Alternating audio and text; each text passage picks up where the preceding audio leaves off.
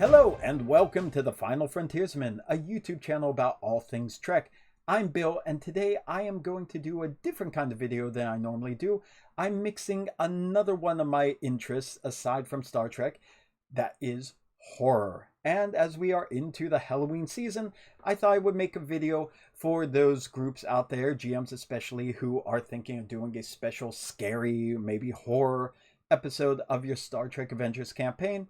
So with that said, if you are going or if you're planning to run a horror game or a scary game, especially in something like Star Trek Adventures, which isn't, Star Trek isn't inherently horror centric, it's always a good idea to run it past your group, find out what they are comfortable with, if they are even comfortable with a horror game as it is. You don't want to make any of your players uncomfortable. GMs too, you don't want to make yourself uncomfortable at the table. So make sure whatever kind of scary, kind of one-off episode or horror episode you might be doing, whatever you're planning on doing, it's cool with your group and you're not going to cause any kind of bad feelings. Again, that's kind of where session zeros come into play, but in case you haven't done it already, don't assume.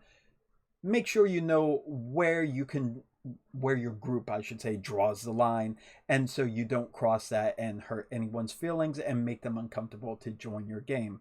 Also, with that said, Star Trek itself isn't inherently horror based, as I mentioned before, and that's not to say there is no horror in Star Trek, because we are going to talk about that today.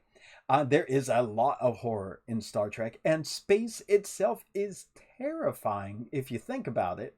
So there's a lot of Star Trek that lends itself to horror, but personally for me, my own opinion, my own thoughts here, I don't think straight up pure horror works in Star Trek. I think Star Trek does great with horror elements, but I don't think Star Trek itself is a horror-centric franchise. So when you run your game, you should probably still try to keep in mind your view, the trope, the vision of what Star Trek is, to make your horror game both be in the horror genre, but also in the Star Trek genre. Just my thoughts. Of course, you are free to run the game however you like.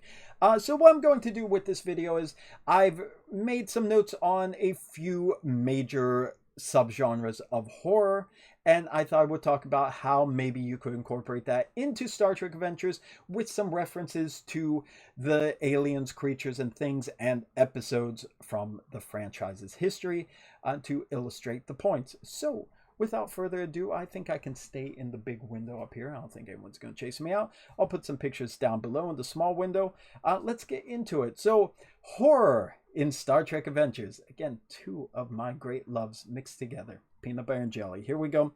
The first pretty easy subgenre of horror that you put in is, of course, the vampire genre. Vampires, of course, like Dracula, any kind of bloodsucker, that sort of thing. We've seen, of course, probably the most famous example of that in the Star Trek universe that you could use to great effect without introducing actual Dracula himself are the salt vampires that appeared in the Man Trap, the original series episode. So you already have a type of vampire creature that is canon in the Star Trek universe, and now you don't have to play it the exact same way that it appeared in the Man Trap, but the salt vampire can also change form, take on the image, the visage, or the likeness of someone else. So you automatically have that sort of Dracula-esque character that could be masquerading as someone else. It could be masquerading as someone important, a count in a castle somewhere perhaps, but they are actually a monster. They are actually a vampire, a salt vampire.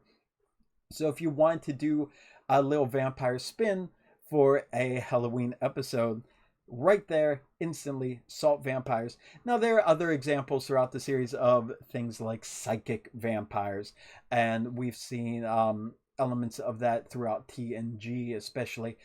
So you don't have to stick with like the traditional fangs biting into flesh. There are other elements of the vampire genre that you could incorporate and that fits easily into Star Trek the way we've seen it. So vampires, I think, are very, very easy to mix into your Star Trek campaign. The second genre, of course, for a horror story is, of course, ghosts.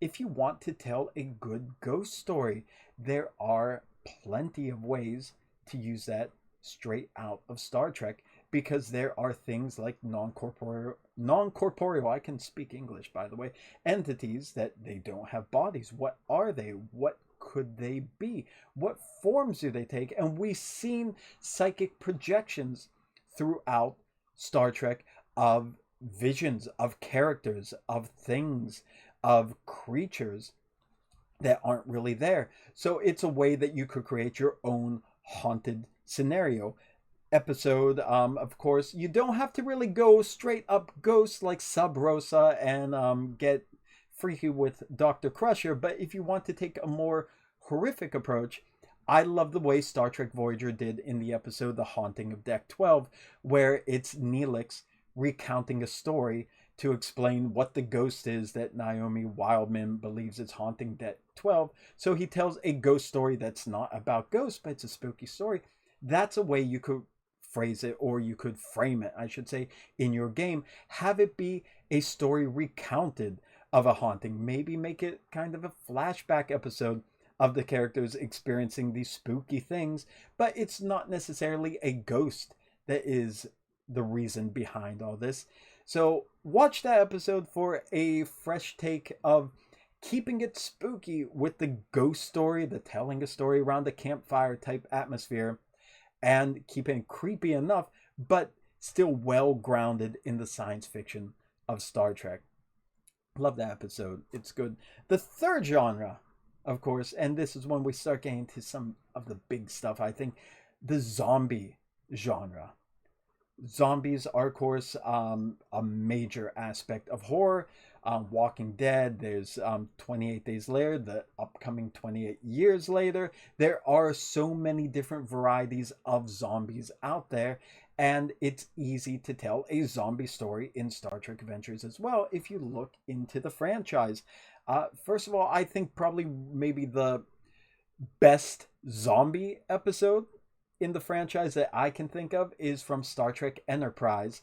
I believe it was a third season episode called Impulse, where there is a ship full of Vulcans that are kind of altered because of this chemical, this kind of element that they tried to use to protect their ship against, I believe it was radiation, but it caused them to basically turn feral and monstrous, and they are Vulcan zombies for the most part. If you watch the episode, it's a straight up zombie episode. So there's elements like that where something the ship might encounter, it could be radiation out in space, it could be a reaction to an element like that that doesn't work for certain species, that transforms them into pretty much a type of zombie, whether it's an actual reanimated dead zombie or it's just an altered mind state where they become feral and wild and violent and attacking. You have that element. But even more than that, what is the most terrifying species out there in Star Trek? The Borg. The Borg are pretty much zombies.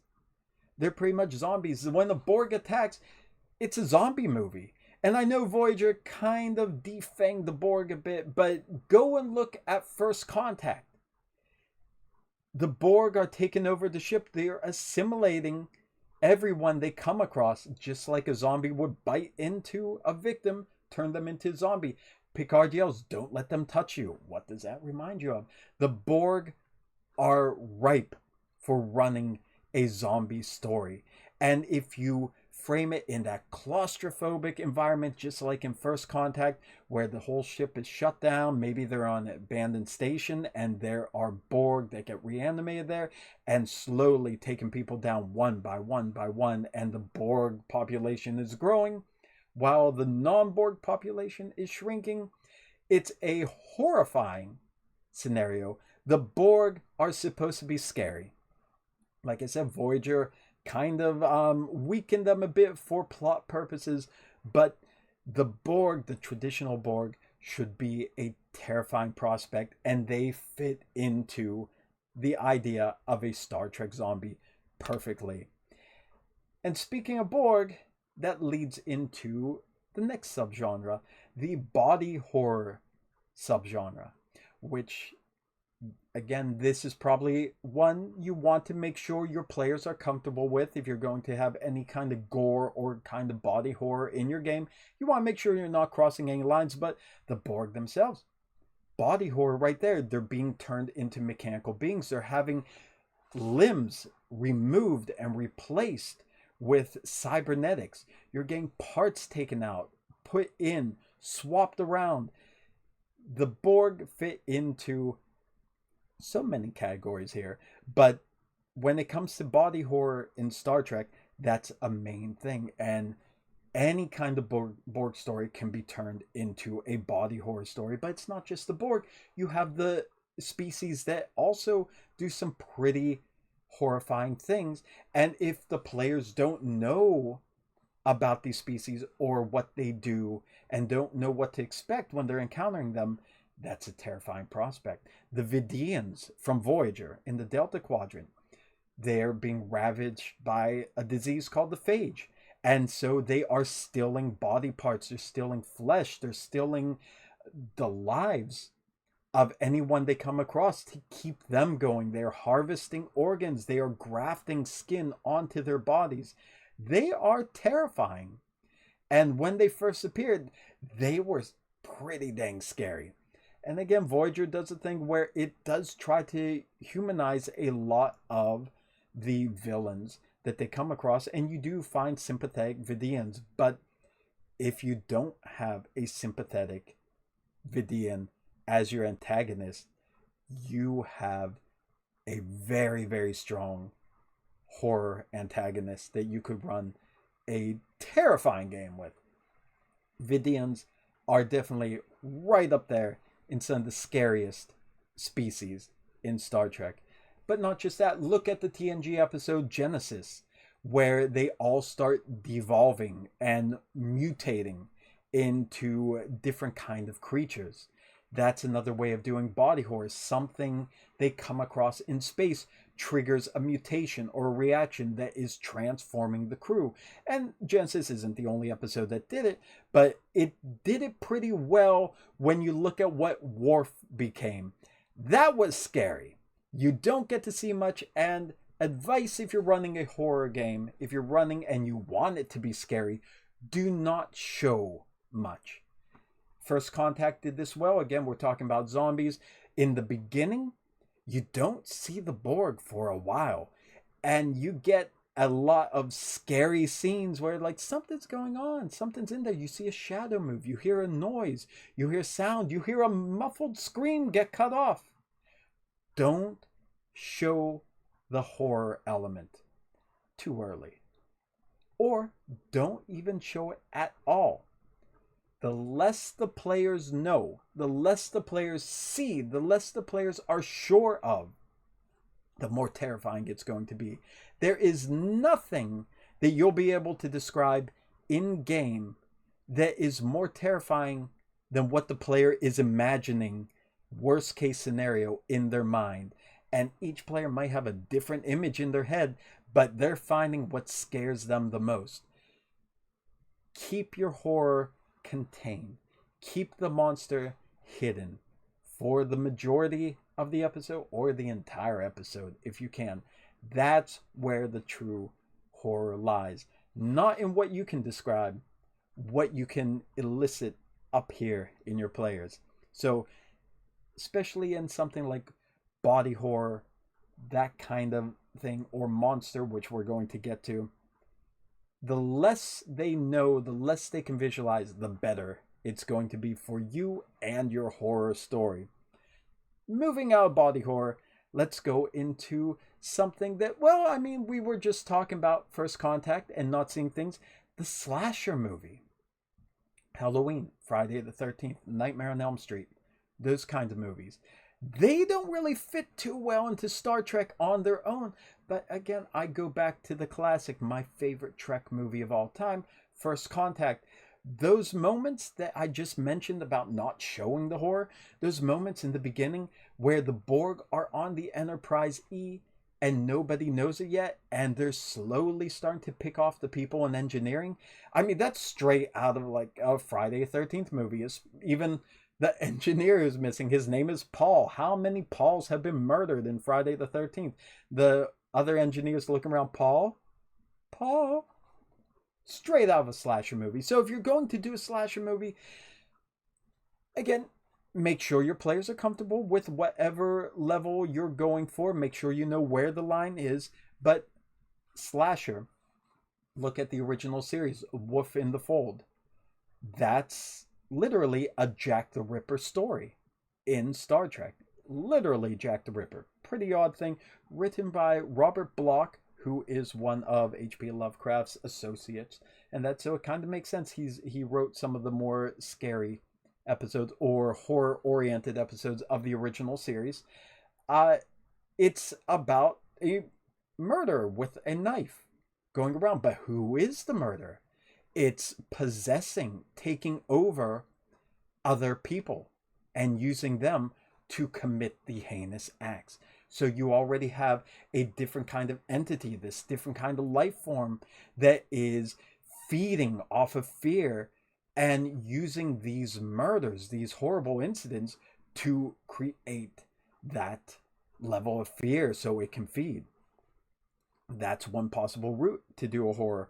Another one would be Voyager, again, the episode Meld, where you have the excellent crewman Suitor, Brad Dourif, who played the Betazoid, who was a little psychopathic, and he would off some of the crewmates. And then Tuvok has to do a mind meld to try to control him.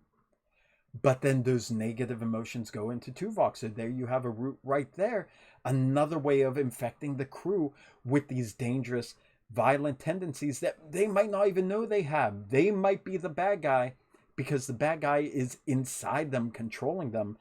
Aside from that, I think the closest was the Deep Space Nine episode Empok Nor, where beautiful, beautiful location. They go to the abandoned sister station of Deep Space Nine, Terok Nor. They go to Empok Nor.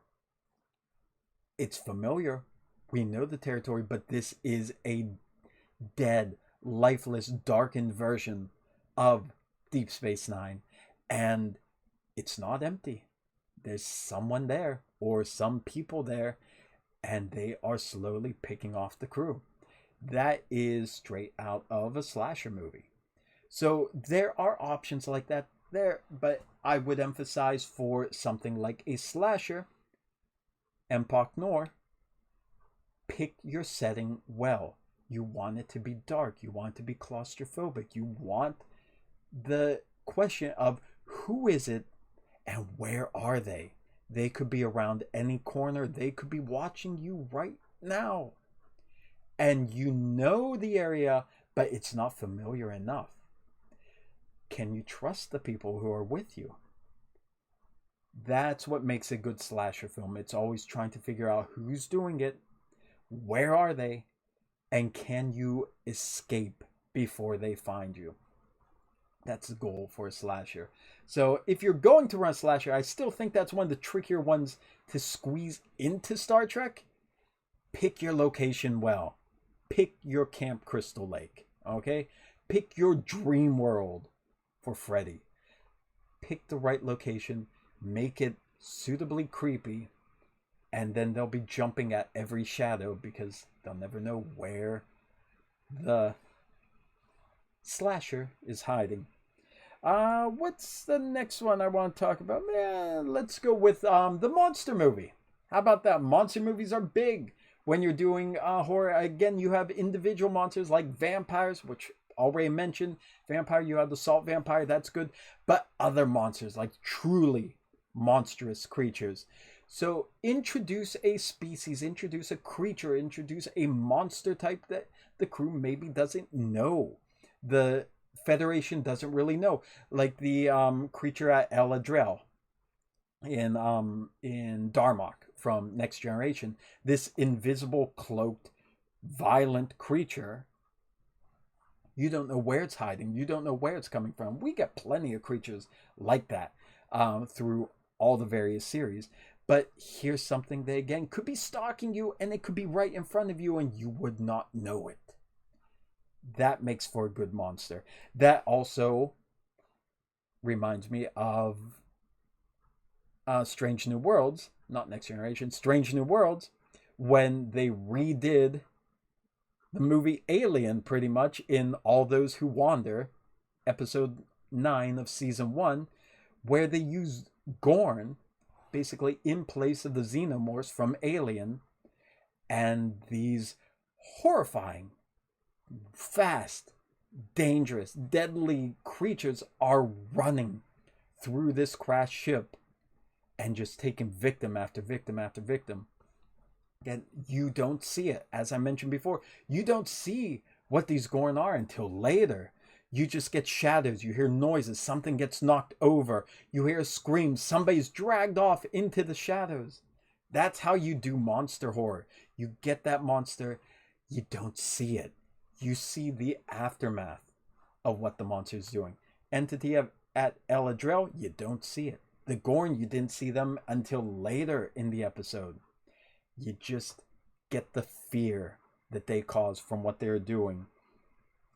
If you want to take a slightly more lighthearted approach, but still keep a monster, a terrifying monster, you got Moopsie from Lower Decks. Lower Decks episode, which is also named as kind of a parody of a famous horror movie. What was it? I Have No Bones, But I Must Flee, something like that. So Moopsie is cute, lovable looking, fluffy little character that attacks its victim, liquefies their skeleton, and drinks it out of their body. That's horrific stuff. It looks cute, it sounds cute, but you don't want to go near it.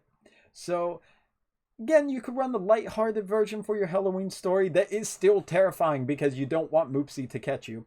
And aside from regular monsters, there's been plenty of artificial intelligences in Star Trek that basically take the role of monsters because they become something that is completely inhuman and they are not friendly. So if you're running a monster story, stick with the advice. Do not show the monster. Do not describe the monster too early.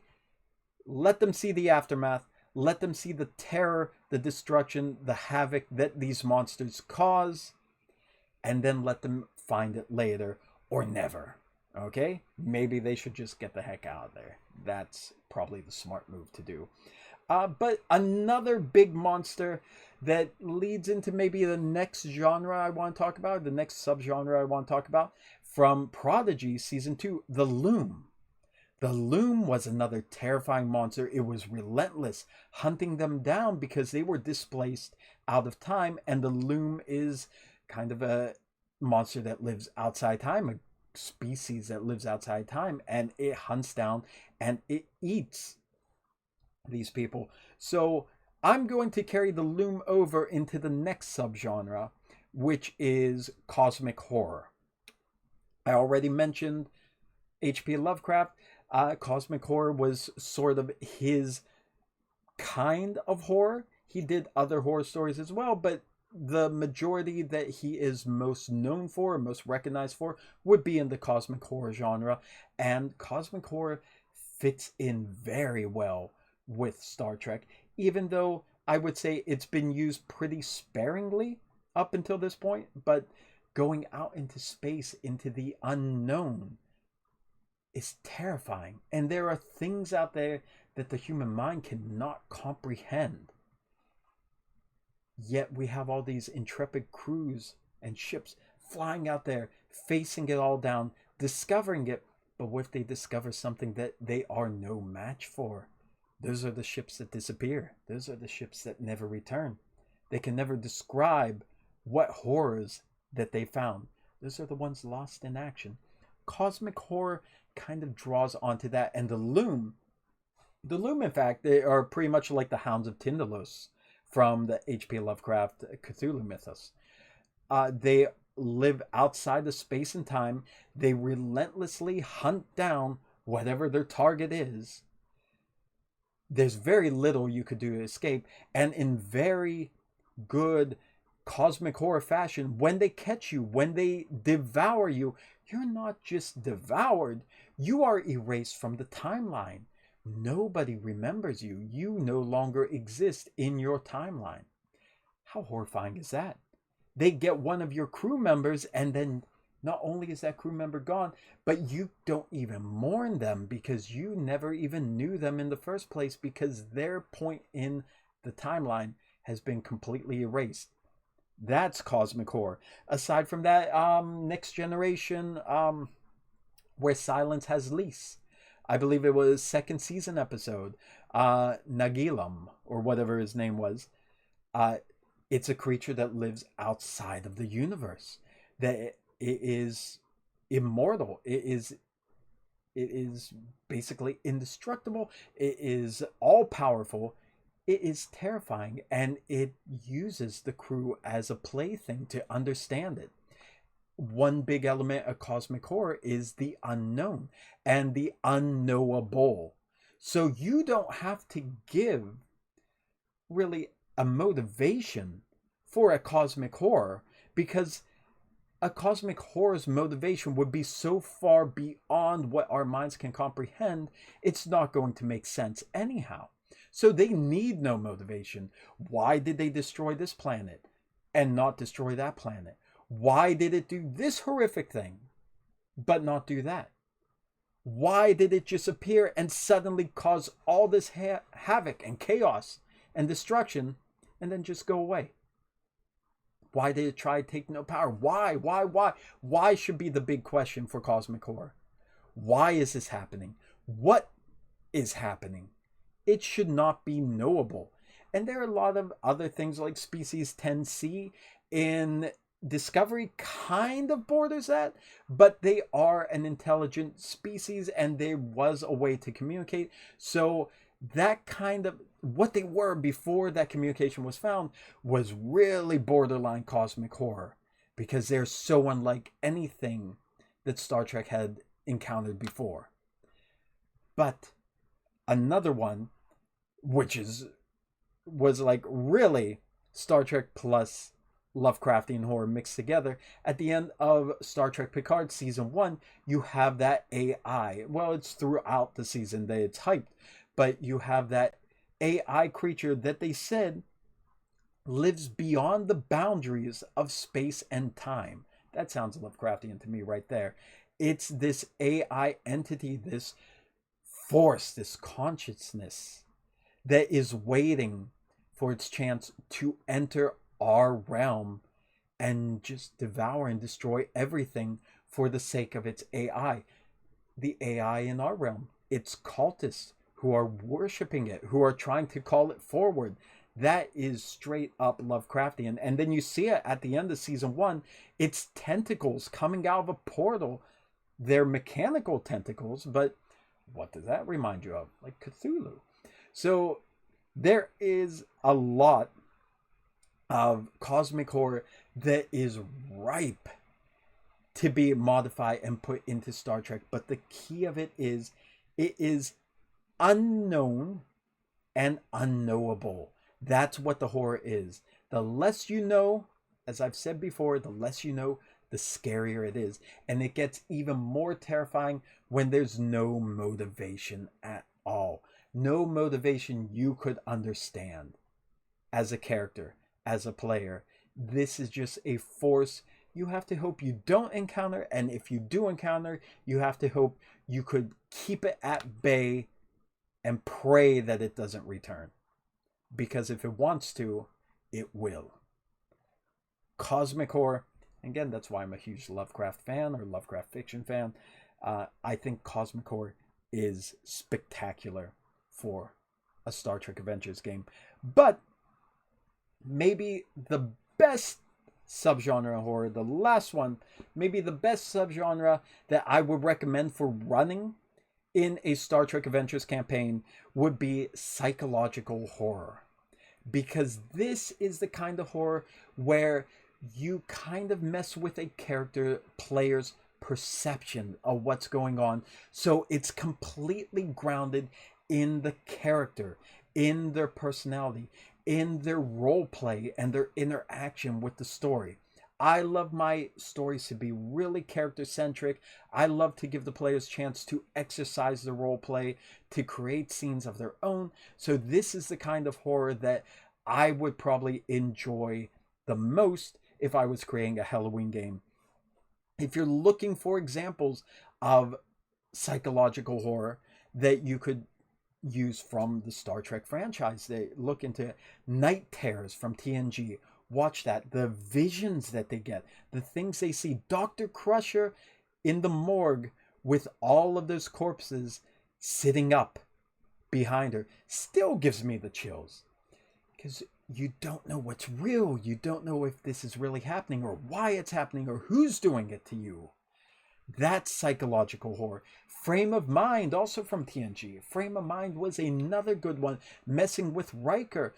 What is real? What is happening? What is the true reality? Even an episode like Parallels, where Worf is, I believe that was the episode, where he's just jumping from different world after different world and not knowing, especially at the beginning, like, what's happening to me? Why is this wrong? Why is this not the way I remember it? You got alternate universes that you could spring up. You got things out there, entities out there that will affect the minds and perceptions. On the episode Voyager, the name escapes me, where there's the invisible aliens that are conducting experiments on the crew, just driving them mad, causing them pains and aches that they don't even know what's going on. You have also from Voyager really, really good psychological horror. And if you're going to run like a one player, one GM episode, watch this if you want to do this in horror.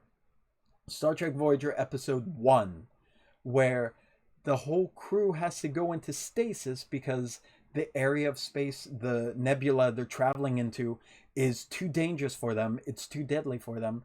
So the only one unaffected is 7 of 9 and the Doctor. So 7 and 9 has to stay awake while everyone else is inside stasis. And for 1 month, she's in isolation on the ship with only the Doctor to communicate with. And it's how that isolation starts messing with her mind. And she starts seeing things. She starts hearing things. She starts interacting with people who may or may not be there. That is a brilliant episode to showcase what psychological horror in Star Trek would be, because you're in space, nobody is there with you. Put them on a shuttle. Put them on a shuttle and their ship is lost. As time goes on, things start messing with their minds. They start hearing things. They start seeing signals. They start thinking that they detect another ship out there, but nothing's there. I love horror. I love Star Trek, and I adore Star Trek Adventures. So thinking about ways of making a Halloween episode is exciting for me.